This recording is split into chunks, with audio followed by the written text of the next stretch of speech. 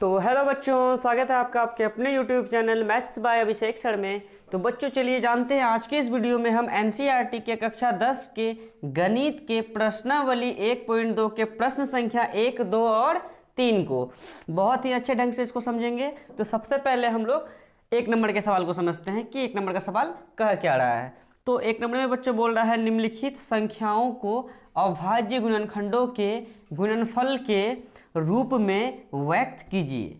यानी हमें जो 140, 156, 3825, 5005 और 7429 जो दिया गया है, इन सभी संख्याओं को अभाज्य गुणनखंडों के गुणनफल के रूप में व्यक्त करना है। ठीक है, तो चलिए सबसे पहला नंबर को हम सॉल्व करते हैं। जैसे 140 है तो 140 का जो अभाज्य गुणनखंड होगा या करते हैं हम लोग 140 का।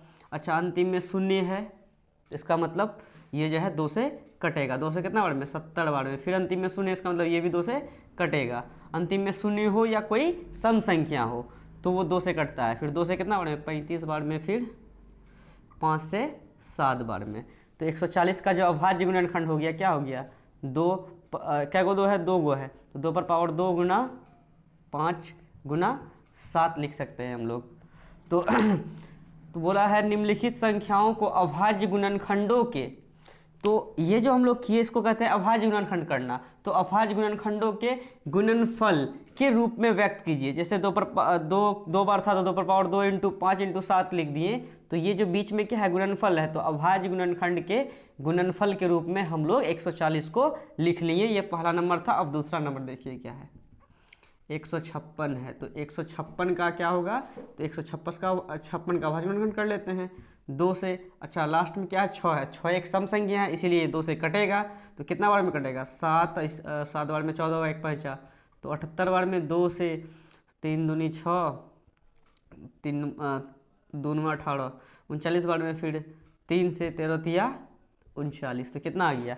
2 पर पावर 2 गुना 3 गुना 13। ठीक है, ये आ गया अभाज्य गुणनखंडों के गुणनफल के रूप में 156 का। अब हम लोग तीसरा करते हैं। कितना है तीसरा? तो 3825 का करना है। तो 3825 का अभाज्य गुणनखंड करते हैं। 3825 का होगा, लास्ट में है 5।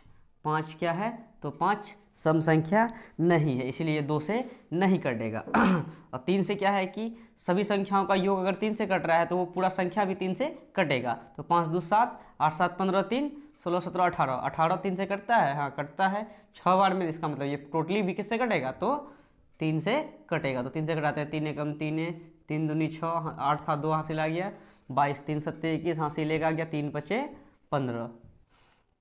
फिर ये 7 5 12 2 12 13 14 1 15। फिर ये 3 से कटेगा। 3 चौके 12, 3 दूनी 6 हासिल 1, 3 5 15। अब देखते हैं 5 2 7 4 11, ये 3 से नहीं कटेगा।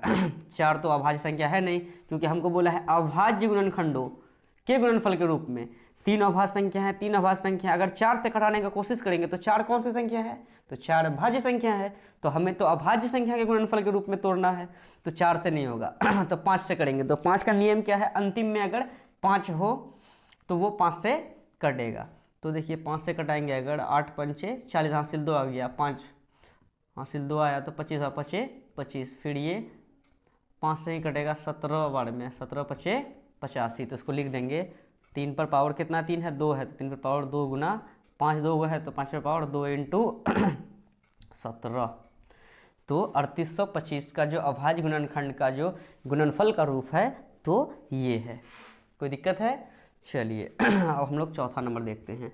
और फाइनल एग्जाम में इस टाइप से सवाल नहीं पूछता है। फाइनल एग्जाम में पूछेगा ऐसे कि 156 के अभाज्य गुणनखंड में 2 का अधिकतम घात कितना है? तो देखिए 2 का जो है अधिकतम घात किसको कहते हैं? जैसे a पर पावर m है, ये जो a के ऊपर में ये जो है इसको कहते हैं घात, और ये जो है इसको कहते हैं आधार। तो हमें पूछा गया है कि वहाँ जो फाइनल एग्जाम में पूछता है, लगभग हर साल पूछा जाता है कि 156 के अभाज्य गुणनखंड में 2 का अधिकतम घात कितना है? तो देखिए 2 का अधिकतम घात कितना है? तो 2 है। 3 का अधिकतम घात कितना है, तो कुछ नहीं तो 1 है। 13 का अधिकतम घात कितना है, तो 1 है। उसी टाइप से 140 में भी पूछ सकता था, बोलता कि 140 के अभाज्य गुणनखंड में 2 का अधिकतम घात कितना है, तो 2 है। अगर ये बोल देता है कि 140 के अभाज्य गुणनखंड में 5 का अधिकतम घात कितना है, तो 1 है। ये दे देता 3825 के अभाज्य गुणनखंड में 5 का अधिकतम घात कितना है, तो 2 है। 17 का अधिकतम घात कितना है, तो 1 है। इस टाइप से सवाल सब पूछा जाता है, ठीक है। चलिए अब चौथा नंबर का क्या है हम लोगों का, 5005 है। तो 5005 बराबर लिख सकते हैं हम लोग। तो 5005 का हम लोग अभाज्य गुणनखंड करते हैं। 5005 ये लास्ट में तो सम संख्या है नहीं जो ये 2 से कटेगा, और 5 5 10 और डबल जीरो भी जोड़ेंगे तो 10 ही होगा, वो 3 से नहीं कट रहा है जो ये टोटली 3 से कटेगा। 4 तो भाज्य संख्या है, लेकिन हमें बोला है अभाज्य गुणनखंडों के रूप में, मतलब जितना भी हम लोग इधर लेंगे ना संख्या वो सब का सब अभाज्य संख्या होना चाहिए। जैसे कि यहाँ 140 का किए हैं 2 अभाज्य संख्या है, ये भी 2 अभाज्य संख्या है, ये 5, ये भी अभाज्य संख्या, ये 7 अभाज्य संख्या है। अभी हम लोग जितना भी किए हैं 2 2 3 13 3 3 5 5 17, ये सब का सब अभाज्य संख्या है, ठीक है। तो अभाज्य संख्या के ही रूप में हम लोगों को अभाज्य गुणनखंड के ही रूप में लाना है। तो इनको किससे करेंगे, तो 5 से करेंगे। तो 5 एकम 5, डबल जीरो उतर गया, फिर 5 एकम 5, फिर जो है 5 के बाद 6 तो भाज्य संख्या है, 7 क्या है, अभाज्य संख्या है। 7 से करके देखते हैं, 7 एकम 7, यहाँ तो है 10 आ गया, हासिल बच गया इसका 3, 30 आ गया, 7 चौके हो गया 28, हासिल बच गया आपका 2, यहाँ गया 1, 2 1 कितना 21 हो गया, 7 तिया 21, 343। अब देखिए इसको 5 हो गया, 7 हो गया, 8 तो भाज्य संख्या है, 9 भी भाज्य संख्या है, 10 भी भाज्य संख्या है, लेकिन हमें अभाज्य संख्याओं के गुणनफल के रूप में व्यक्त करना था। तो 11 अभाज्य संख्या, 11 से करके देखते हैं। 11 एकम 11, यहाँ तो 14 है, हासिल बच गया 3, और यहाँ 3 था पहले से, तो 33, 11 तिया 33। तो इनका जो 5005 का जो अभाज्य गुणनखंड का जो रूप है, गुणनफल का जो रूप है, ये है 5 गुना 7 गुना 11 गुना 13। अगर ये पूछता ऑब्जेक्टिव में कि 5005 के अभाज्य गुणनखंड में 5 का अधिकतम घात कितना है, तो 1 है। 7 का अधिकतम घात कितना है, तो 1 है। या 11 का अधिकतम घात कितना है, तो 1 है। या 13 का अधिकतम घात कितना है, तो 1 है।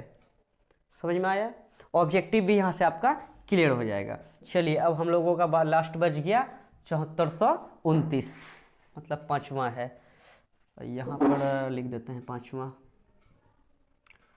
7429 बराबर, तो 7429 का हम लोग अभाज्य गुणनखंड करते हैं पहले।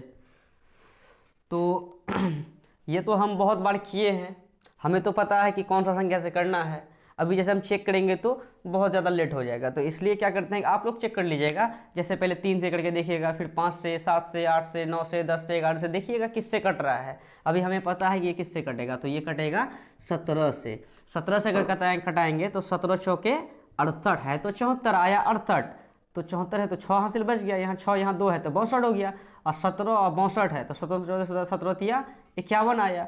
अब हासिल बच गया आपका 51 आया, तो हासिल 11 बच गया, यहाँ 9 है तो 119, और 17 में 119 कितना बार में आता है, तो 7 बार में आता है। 17 सत्ते 119, ठीक है। चलिए 17 मतलब 17 को अगर 7429 से भाग देंगे तो 437 आएगा। फिर ये कटेगा आपका 17 के बाद, अब ऊपर वाला संख्या लेंगे, 17 के बाद 18 तो नहीं होगा, 19 से कितना वर्ड में, 19 का 19 दूनी 38 आया, लेकिन है 43, 38 39 40 3 43 आया, इधर कितना 5 बच गया, यहाँ 7 है, तो 19 का 19 दिया 57, तो 57 बार में, तो 19 से अगर मतलब 437 में अगर भाग देते हैं 19 से तो 23 बार में कटेगा। तो 7429 का जो अभाज्य गुणनखंड है क्या आया, 17 गुना 19 गुना 23 आया। कोई दिक्कत है? तो अगर ये पूछ दे ऑब्जेक्टिव में कि 7429 के अभाज्य गुणनखंड में 17 का अधिकतम घात कितना है, तो कुछ नहीं तो 1 है। तो ये सिंपल था पूरा एकदम। तो आप लोग इसका पहले स्क्रीनशॉट ले लें। तो अब हम लोग जो है 2 नंबर के सवाल को समझेंगे। अगर आप ये अभाज्य गुणनखंड विधि, अभाज्य गुणनखंड के गुणनफल के रूप में अगर व्यक्त करने के लिए सीख गए तो इसी विधि से HCF और LCM निकालना आप लोग आराम से सीख जाएंगे, क्योंकि इसी पे डिपेंड है HCF और LCM। चलिए अब हम लोग जो है दूसरे नंबर के सवाल को सॉल्व करते हैं। इनका आप लोग स्क्रीनशॉट ले लें। और वीडियो को ज़्यादा से शेयर करें ताकि आप सभी दोस्त का काम पाए और लाइक कमेंट शेयर करें। चलिए हम दोनों देखते हैं। तो दोनों का बच्चों कि पूर्णांकों प्रश्न दो है पूर्णांकों के निम्नलिखित युग्मों के HCF और LCM ज्ञात कीजिए। ठीक है, उसके बाद तथा इसकी जांच कीजिए कि दो संख्याओं का गुणनफल बराबर होता है HCF गुना LCM के। तो पहला नंबर है 26 और 91, दूसरा है 510 और 92 और तीसरा है 336 और 54। तो ये सवाल है बच्चों कि पूर्णांकों के निम्नलिखित युग्मों के, यहाँ जो देख रहे हैं युग्म मतलब होता है जोड़ा, तो 26 और 91 एक जोड़ा हुआ, एक जोड़े में दो गो होगा। 510 92 एक जोड़ा है, जैसे 336 और 54 एक जोड़ा है। तो जोड़ा का मतलब युग्म, मतलब पूर्णांकों के निम्नलिखित युग्मों के HCF और LCM ज्ञात करें। यानी हमें HCF और LCM ज्ञात करना है। HCF का मतलब हुआ मौसौ और LCM का मतलब हुआ लौसौ। तो हमें मौसौ और लौसौ ज्ञात करना है। ठीक है, उसके बाद तथा इसकी जांच कीजिए कि दो संख्याओं का गुणनफल HCF गुना LCM होता है। मतलब हमें दो संख्याओं का गुणनफल HCF गुना LCM होता है, यानी मौसौ गुना लौसौ होता है। इस बात का जांच भी करना है। चलिए पूरा सिंपल सवाल है, इसे अच्छे से हम लोग सॉल्व करते हैं। 26 और 91 का HCF ज्ञात करते हैं और LCM ज्ञात करते हैं, फिर हम लोग जांच भी कर लेंगे। चलिए 1 नंबर का हम लोग लिखते हैं सॉल्व। तो 1 नंबर में क्या है 26 है, तो 26 को हम लोग लिख सकते हैं, 26 का आवाज गुणनफल कर लेंगे। फिर 91 को क्या लिखेंगे, तो 26 को देखते हैं, 26 को क्या लिख सकते हैं 2 से 13 बार में, तो 2 गुना 13। 91 को लिख सकते हैं 7 से 13 सत्ते 91, 7 गुना 13। HCF में क्या लिखना है, HCF कैसे निकालेंगे, जो दोनों में कॉमन हो। दोनों में कॉमन क्या है, तो दोनों में कॉमन देखिए 26 में 2 गुना 13 है, 91 में 7 गुना 13 है, तो इसमें और इसमें 13 कॉमन है, तो इसका HCF हो जाएगा 13। ठीक है, और LCM क्या हो जाएगा, जो कॉमन है उनको तो एक लिख ही दीजिए। उसके बाद जैसे कि कॉमन में भी अधिक जिसका घात होगा उसको लिखना था, जैसे कि 13 पर पावर 2 रहता और यहाँ 13 रहता, तो हम लोग जो है HCF में 13 ही लेते, जिसका पावर कम होता वो HCF में लेते, मगर जिसका पावर अधिक रहता, जैसे ये दोनों कॉमन तो है, मगर कॉमन में भी LCM जैसे निकालेंगे तो हम यहाँ 13 ने लिख के क्या लिखेंगे, 13 पर पावर 2 और इंटू 7 गुना 2। लेकिन ऐसा तो है नहीं, अभी तो 13 का पावर 1 है, यहाँ भी 13 का पावर 1 है, तो पावर समान है, तो इसका मतलब HCF हम लोग 13 ही लिख दिए। मगर LCM में क्या करेंगे, जो दोनों में कॉमन है एक ले लेंगे, इंटू जो कॉमन नहीं भी उनको भी ले लेंगे, जैसे 2 गुना 7 ले लिए। ठीक है, तो 13 दूनी 26 गुना 7। अब 26 गुना 7, 7 चौके 42 का 2 हासिल 4, 7 दूनी 14, 14 15 16 17 18, तो 182। HCF आया 26 और 91 का 13 और LCM कितना आ गया, तो 182 आ गया। कोई दिक्कत है? चलिए अब हम इसका जांच कर लेते हैं, क्योंकि हमें यह भी बोला गया है कि मौसौ और लौसौ ज्ञात कीजिए, मतलब HCF LCM ज्ञात कीजिए, फिर इसकी जांच भी कीजिए कि दो संख्या का जो गुणनफल है HCF गुना LCM होता है या नहीं। चलिए जांच करते हैं। तो क्या लिखा हुआ है, दो संख्याओं का गुणनफल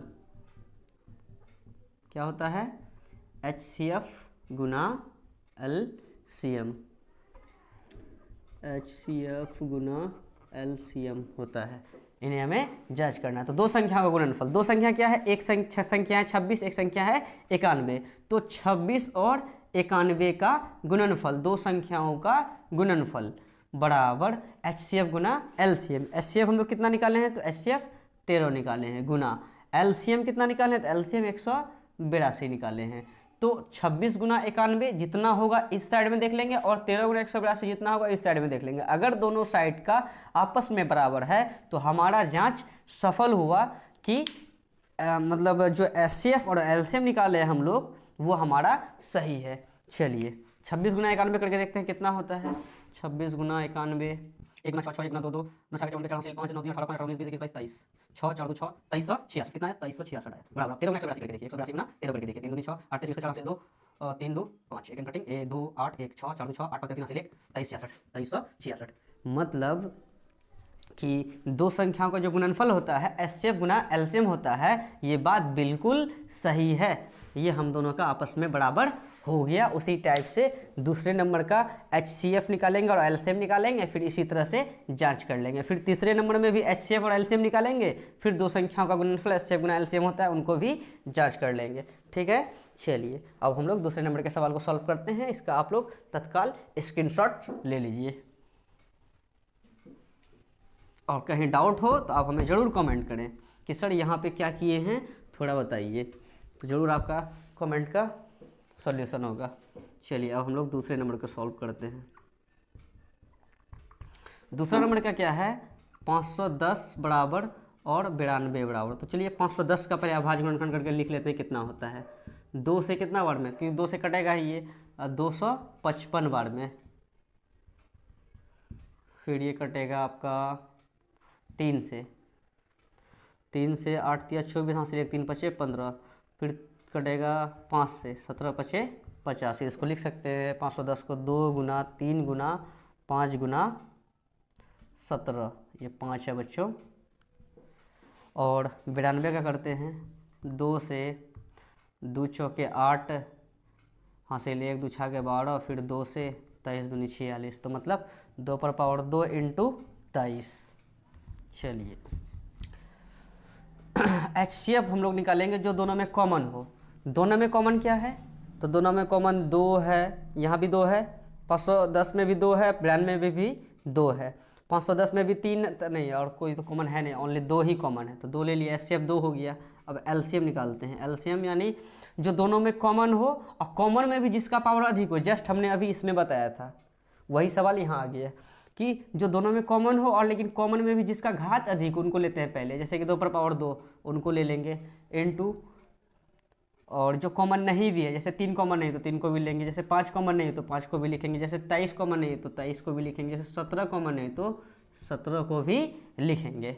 कोई दिक्कत है? चलिए 2 पर पावर 2 का मतलब हुआ 4, 4 तिया 12, 12 पंचे 60, 60 गुना 23, 23 गुना 17, तो 60 गुना 23 करते हैं। 3 0 0 3 4 18, 1 कटिंग 2 0 0 2 6 12 0 8 2 1 3 180 गुना 17 करते हैं हम लोग। 0 8 7 56 6 हासिल 5 7 21 22 23 25 26 6 हासिल 2 7 1 7 2 9 1 कटिंग 0 8 3 1 9 1 0 6 8 7 हासिल 1 3 हासिल 1 23 460 23 460 इकाई दाई सैकड़ा हज़ार 10,000 23,460 इसका एलसीएम आया। कोई दिक्कत है? एचसीएफ 2 आया और एलसीएम 23,460 आया। अब इनका जो है हम लोग जांच भी कर लेते हैं। जांच में क्या करना है कि दो संख्याओं का जो है गुणनफल जो बराबर होता है किसके होता है, एचसीएफ गुना एलसीएम के। दो संख्याओं का गुणनफल एचसीएफ गुना एलसीएम के होता है। तो दो संख्या क्या क्या है, एक संख्या 510 है, दूसरा संख्या 92 है। तो 510 गुना 92, इन्हीं दो संख्याओं का गुणनफल बराबर एचसीएफ गुना एलसीएम। एचसीएफ आया है 2 इंटू एलसीएम आया है 23,460। चलिए 510 गुना 92 देखते करके कितना आता है।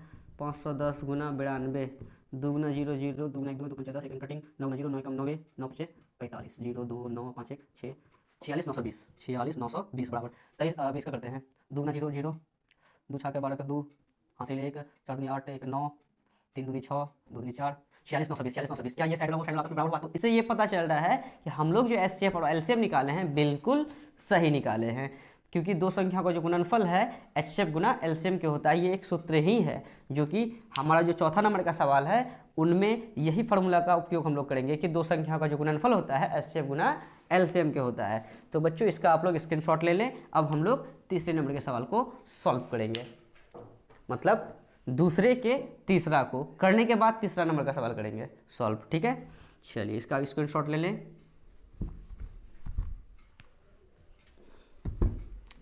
वीडियो में शुरू से अंत तक अगर बने रहिएगा तो आराम से आपको सभी चीज़ें आसानी से समझ में आ जाएंगे, कहीं कोई दिक्कत नहीं होने वाली है।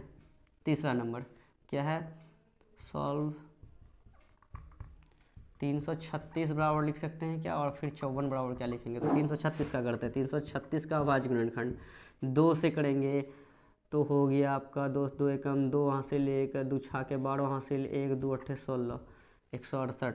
फिर 2 से 8 बार में 4 बार में, फिर 2 से 4 बार में 2 बार में, फिर 2 से 21 बार में, 3 से 7 बार में। इसका मतलब आ गया कितना, 2 पर पावर 1 2 3 4 अगुना 3 अगुना 7। अब 54 का करते हैं, 2 से 27 बार में, 3 से 9 बार में, 3 से 3 बार में, मतलब 2 गुना 3 पर पावर 3।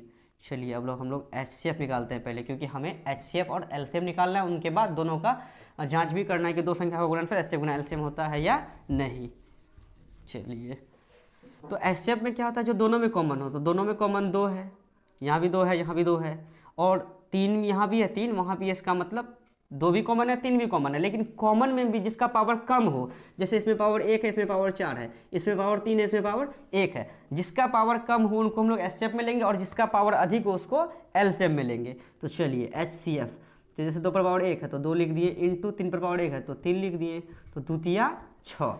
तो ये जो द्वितीया 6 आया, ये 6 क्या है, तो HCF है। अब हम लोग LCM निकालते हैं, तो LCM में क्या करेंगे, जो दोनों में कॉमन है उनको तो लेंगे, लेकिन जिनका पावर अधिक हो, तो किनका पावर अधिक है, तो 2 पर पावर 4 अधिक है, इंटू 3 पर पावर 1 और 3 पर पावर 3 भी है, दोनों में कॉमन जो है वो तो ये है, लेकिन पावर किसका अधिक है, तो 3 पर पावर 3 का पावर अधिक है, उसको लेंगे, इंटू 7। एक 7 को ले लिए, 7 में जो कॉमन है नहीं। चलिए 2 पर पावर 4 का मतलब हुआ 2 दूनी 4 दूनी 8 दूनी 16, गुना 3 पर पावर 3 का मतलब हुआ 27 गुना 7, 16 गुना 27 गुना 7। देख लेते हैं करके कितना होता है, 16 गुना 27 करते हैं पहले हम लोग। 7 चौक 42 का 2 हासिल 4, 7 4 11, एक कटिंग, 2 4 2 हासिल 1 2 3 2 2 1 3 3 4 432 गुना 7 कर देते हैं, क्योंकि 7 बचा हुआ है ना। 7 2 14 का 4 हासिल 1, 7 21 21 21 22 का 2 हासिल 2, 7 4 28 28 2 30, मतलब 30 24 दाएं दाएं सैकड़ा हजार, 3024 इसका LCM आ गया। HCF आ गया 6, LCM आ गया 3024। ठीक है, कोई दिक्कत है। चलिए अब हम लोग इसका क्या कर लेते हैं, तो जांच कर लेते हैं।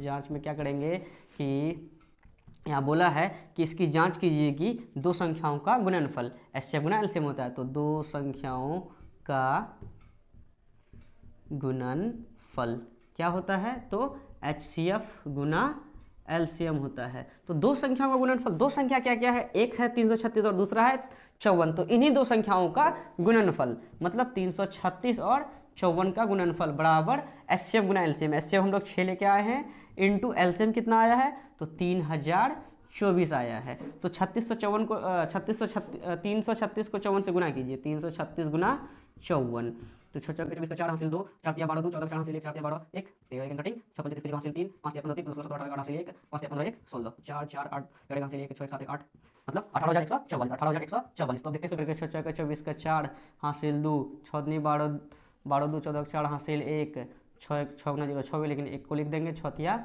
18, 18144, 18144, यानी हमारा HCF जो और LCM जो लाए हैं बिल्कुल सही है, क्योंकि दो संख्याओं का गुणनफल जो है HCF गुना LCM होता है। इन फॉर्मूलों पे अपने मान को पुट किए और उनको करके देखे तो दोनों साइड का आपस में बराबर हो गया, तो इसलिए ये क्या है, बिल्कुल सही है। तो आप इसका भी स्क्रीनशॉट ले लें। अब हम लोग 3 नंबर के सवाल को बनाएंगे। 3 नंबर का भी सवाल सेम टू सेम ही है। अगर आप ये समझ गए हैं तो 3 नंबर का सवाल बिल्कुल आपको समझने में कोई दिक्कत नहीं होगा। अगर आपको कहीं भी डाउट भी हो जाए तो आप हमें कमेंट जरूर करें, ताकि हम उस पर एक नया वीडियो बना सकें जिसपे आपको डाउट का सल्यूशन होगा। चलिए अब हम लोग तीसरे नंबर के सवाल को सॉल्व करते हैं। आप लोग इसका स्क्रीनशॉट ले लें। तीसरा सवाल जो प्रश्न 3 कहा है कि अभाज्य विधि द्वारा अभाज्य गुणनखंड विधि द्वारा निम्नलिखित पूर्णांकों के HCF और LCM ज्ञात करें। ठीक है, चलिए पहला नंबर क्या बोला है, 12, 15 और 21 का। दूसरा क्या है, 17, 23, 29 का। तीसरा क्या है, 8, 9 और 25 का। चलिए क्या सवाल लिखते हैं वापस वीडियो को, आगे साले तो अभाज्य गुणनखंड विधि द्वारा निम्नलिखित पूर्णांकों के HCF और LCM ज्ञात करें। यानी हमें सेम चीज करना है, लेकिन यहाँ पर ये नहीं बोला है कि जांच भी करें कि दो संख्याओं का गुणनफल HCF गुना LCM होता है। यहाँ 2 संख्या तो नहीं है, यहाँ 3 संख्या दिया है, इसीलिए हम लोगों को जांच करने के लिए नहीं बोला गया है। तो HCF यानी 900 और LCM यानी 900, ये दोनों निकालना है अभाज्य गुणनखंड विधि द्वारा। ये पूरा सिंपल है, जैसे अभी हम लोग ज्ञात किए थे वैसे ही ये बनेगा। तो पहला नंबर हम लोग सॉल्व करते हैं।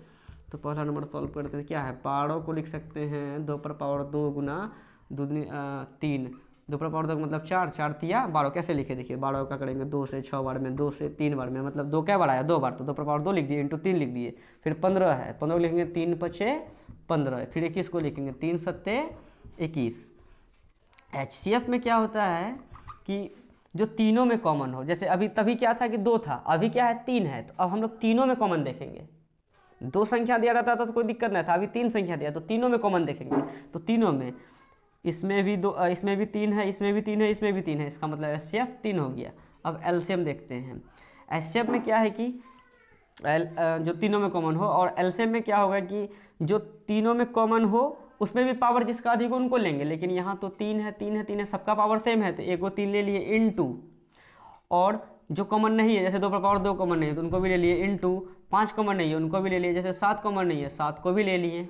कोई दिक्कत है? चलिए 2 पर पावर 2 का मतलब हो गया आपका 4, 4 तिया 12 और 12 पंचे 60 और 60 सत्ते और 7 छः 42, 420। तो इसका मतलब HCF हमारा 3 हो गया और LCM 420 हो गया। पूरा सिंपल हिसाब है, और ये जो है फाइनल एग्जाम में ये सब टाइप का सवाल पूछा भी गया है और बहुत ही ज़्यादा इंपॉर्टेंट है और पूरा आसान है। अगर आप लोगों को ये सवाल एग्जाम में पूछा जाता है तो आप इस तरह से बना दें, आपको फुल में फुल नंबर मिलेंगे। चलिए अब दूसरा नंबर के सवाल को हम लोग सॉल्व करते हैं। जैसे 17 है तो 17 को लिखेंगे 17 ही, 23 को लिखेंगे 23 ही, और 29 को लिखेंगे 29 ही, क्योंकि इनका जो अभाज्य गुणनखंड करेंगे, जैसे 17 है 17 से करेंगे 1 के बारे में आएगा, ठीक है। तो 17 क्या है? अभाज्य संख्या है, लेकिन 1 क्या है? अभाज्य संख्या है क्या? जैसे हम 17 को लिखेंगे 17, जैसे हम लोग यहाँ लिखेंगे ना 17 को लिख देंगे 17 गुना 1। हम लोगों को जो है अभाज्य गुणनखंड विधि द्वारा बोला है HCF और LCM ज्ञात करने के लिए। जैसे कि 17 है, 17 का अभाज्य गुणनखंड किए 17 गुना 1 लिखेंगे, मगर ये जो 1 है ना, ये अभाज्य संख्या नहीं है, ना ही एक अभाज्य संख्या है ना ही एक भाज्य संख्या है। हमें बोला है अभाज्य गुणनखंड के रूप में लिखने के लिए, तो जब एक अभाज्य संख्या है ही नहीं तो इनको कैसे लिखेंगे? इसलिए जो है 17 को 17 ही लिखे। जैसे 23 है, 23 का करेंगे फिर 23 से कितना बार में? 1 बार में, और संख्या से तो होगा नहीं। तो 1 क्या है? 1 तो है अभाज्य संख्या, एक अभाज्य संख्या नहीं है, एक ना ही भाज्य ना ही अभाज्य है। तो इसलिए जो है हम लोगों को 23 गुना 1 नहीं लिखना है, क्योंकि 23 अभाज्य संख्या है लेकिन एक अभाज्य संख्या नहीं है, और हम लोगों को कहा गया है कि अभाज्य गुणनखंड के रूप में व्यक्त कीजिए, अभाज्य गुणनखंड विधि द्वारा निम्नलिखित का HCF और LCM ज्ञात कीजिए। इसलिए जो है हम लोग 1 नहीं लिखेंगे, क्योंकि एक अभाज्य संख्या नहीं है। तो HCF हम लोगों का कितना हो जाएगा? जो तीनों में कॉमन हो। तो एक बात याद रखिए, जो कुछ भी कॉमन ना हो तीनों में, तो इसका मतलब कौन कॉमन है? तो 1 कॉमन है, क्योंकि सब में हम 1 लगा सकते थे, लेकिन 1 लगाएंगे तो अभाज्य गुणनखंड के रूप में तो होगा नहीं, इसलिए 1 नहीं लगाए। लेकिन एक बात को याद रखिए, अगर कुछ भी कॉमन नहीं तो 1 कॉमन होगा। तो 17, 23, 29 में कुछ कॉमन नहीं था तो 1 कॉमन हुआ। और LCM में क्या लिखेंगे? जो तीनों में कॉमन हो, तो तीनों में कॉमन कुछ नहीं तो क्या था? 1 था, इनटू 1 भी लिख दिए। उसके बाद जो कॉमन नहीं भी हो, 17 कॉमन है क्या तीनों में? नहीं है, तो 17 को लिख दिए इनटू। 23 कॉमन है तो 23 भी नहीं है, इनटू।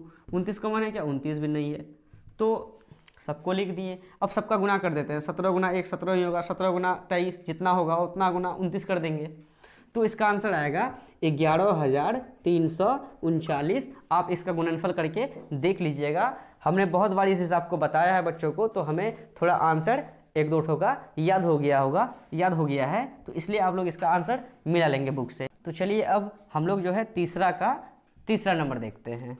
ये लास्ट है, तो जगह का कमी है तो इनको मिटा देते हैं और तीसरे नंबर को देखते हैं। तीसरा नंबर क्या है? 8 बराबर 9 बराबर और 25 बराबर। 8 को लिख सकते हैं, 8 का अभाज्य गुणनखंड करते हैं 2 से 4 बार में, 2 से 2 बार में, मतलब 2 पर पावर 3। 9 को लिख सकते हैं 3 का करेंगे 3 तो कितना हो गया? 3 पर पावर 2। 25 का करते हैं 5 से 5 तो 5 पर पावर 2। तो इसका जो LCM होगा, HCF होगा, इनका भी HCF 1 होगा। क्यों? क्योंकि इसमें भी कुछ कॉमन नहीं है, ना ही 2 कॉमन, ना ही 3 कॉमन, ना ही 5 कॉमन है। कुछ कॉमन नहीं तो क्या होगा? 1 होगा। जैसे 17, 23, 29 में कुछ भी कॉमन नहीं था तो क्या हुआ था? तो HCF 1 हुआ था। उसी टाइप से इसमें भी HCF 1 होगा। और LCM में क्या करेंगे? जो कॉमन है उनको तो लिख ही दीजिए। जैसे 1 कॉमन है, कुछ कॉमन नहीं था तो 1 लिख दिए थे, 1 1 गुना और क्या लिख देंगे 2 पर पावर 3 इंटू कॉमन नहीं है, जो कॉमन नहीं है उनको भी लिख दीजिए, इंटू 5 पावर 2 भी कॉमन है, इनको भी लिख देते हैं। ठीक है, अगर नहीं भी लिखें इनको तो चलेगा, कोई दिक्कत नहीं है। जैसे मतलब 1 को नहीं लिखेंगे तो चलेगा, इस सबको तो लिखना ही पड़ेगा, सबके लिए बोल दिए नहीं लिखेगा, नहीं लिखेंगे तो चलेगा। यहाँ जो 1 है इनको नहीं लिखेंगे तो कोई दिक्कत नहीं, यहाँ भी जो एलसीएम में 1 लिखे हैं यहाँ नहीं लिखेंगे तो कोई दिक्कत नहीं, क्योंकि 1 गुना उतना उतना ना होगा। चलिए 1 गुना 2 पर पावर 3 का मतलब हुआ 2 दूनी 4 दूनी 8, इंटू 3 पर पावर 2 का मतलब हुआ 9, इंटू 5 पर पावर 2 का मतलब हुआ 25। 1 गुना 8 8 8 9 में 72 गुना 25, और 25 को अगर 72 से गुना करते हैं तो 1800 आएगा। आप गुना करके देख सकते हैं। हमको आंसर थोड़ा याद हो गया है क्योंकि हमने इस हिसाब को कई बार बच्चों को बताया है। तो चलिए आप इसका स्क्रीनशॉट ले लें। और अब बच्चों अगर आपको कहीं भी डाउट हो तो आप हमें कमेंट ज़रूर करें ताकि हम उस पर एक नया वीडियो बना सकें जिस पर आपको डाउट का सॉल्यूशन होगा। तो बच्चों अब जो वीडियो आएगा, अगला जो नेक्स्ट वीडियो आएगा, जैसे 3 नंबर तो हो गया, 4 5 6 7 देखते हैं, 2-2 करके बनाएंगे या सभी सवाल एक साथ हो जाएगा। और बच्चों अगर आपको कक्षा 10 का कंप्लीट मैथ फार्मूला चाहिए तो आप मेरे टेलीग्राम चैनल से जुड़ सकते हैं, जिसका मैंने लिंक डिस्क्रिप्शन बॉक्स में दे दिया है। उसमें कक्षा 10 क्लास का मैथ का ऑल फार्मूला दिया गया है। अगर बच्चों ये वीडियो हमारा अगर आप लोगों को बहुत अच्छा लगा हो तो आप इसे ज़्यादा से ज़्यादा शेयर करें, कमेंट करें और सभी बच्चों तक इनको ज़रूर इस वीडियो को पहुँचाएँ। ठीक है बच्चों, मिलते हैं नेक्स्ट वीडियो में। धन्यवाद।